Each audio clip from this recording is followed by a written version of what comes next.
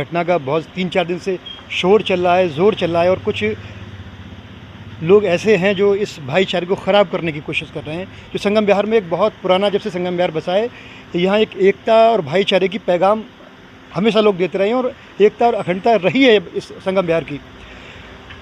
तो बीच में आपको मालूम होगा कि गाय के बछड़े का सर भी 4-5 दिन पहले काट कर काली मंदिर के कहीं आसपास डाल दिया गया था।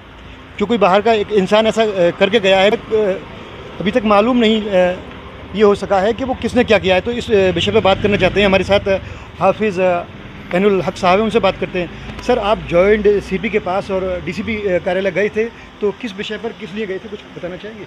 देखिए, मैं आपको बता दूं, संगम विहार का नाम ही संगम विहार इसलिए मिला कि यहाँ संगम, मिलन, आपस में बड़ा मिलनसारी, मेरा मोहब्बत है। यहाँ कुछ होने वाला नहीं है, बशर्ते के बाहर के तत्व ना आ जाए। यही हम अवगत कराने के लिए डीसीपी के पास गए और जॉइंट सीपी से भी मिले और संगम विहार के एसएचओ साहब सरोज जी है, वहाँ से भी मुलाकात हुई हमारी।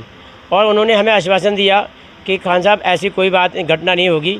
जो लोग बीजेपी का पट्टा डाल के और ऐसा सांप्रदायिक दंगा भड़काने की कोशिश कर रहे हैं या ऐसी बात एक ख़ास समुदाय को काटने की बात कर रहे हैं, उनके खिलाफ़ मैंने ये कहा कि उनके खिलाफ़ क्या कार्रवाई कर रहे हैं आप, कि उनके खिलाफ़ जो कठोर कार्रवाई होगी हम करेंगे। उन्होंने हमें आश्वासन दिलाया।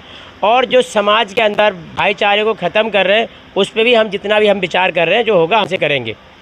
और हमने कहा हम स्वयं खुद आपके साथ हैं, हमारी टीम और हम सब मिलके उस आदमी को ढूंढ रहे हैं। उस आदमी को ढूंढिए जिस आदमी ने ये घटना स्थल पर जाके घटना घटी है। और हमारे संगम विहार का वातावरण बहुत अच्छा है, बशर्ते के बाहर के लोग आके यहाँ पर न उपद्रव फैलाएं।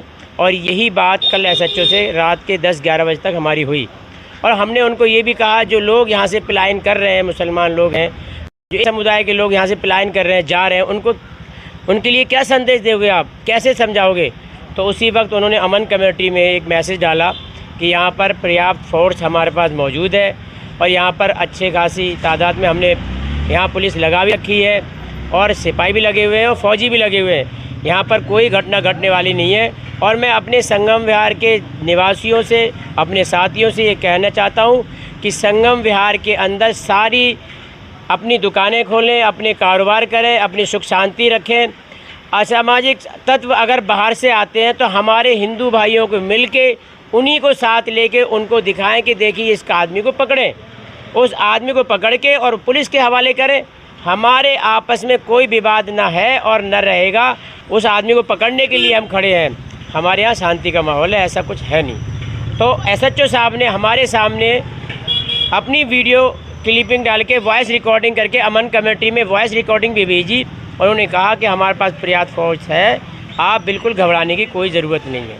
जी देखिए, एनुल साहब ने कहा कि हर तरह से उनको जो आश्वासन दिया गया है पुलिस की तरफ से भी, तो दिल्ली पुलिस की तरफ से ये कहा गया है कि उनके पास पर्याप्त फोर्स है, सब कुछ सही मामला चल रहा है। यहाँ डरने की ज़रूरत नहीं। कि डर कौन रहा है? कुछ लोग हैं डरते हैं कि हम नहीं फंस जाएं, कोई दिक्कत परेशानी हमारे ऊपर नाम नहीं लिया है। लेकिन अभी तक कोई सबूत हाथ नहीं लगा है।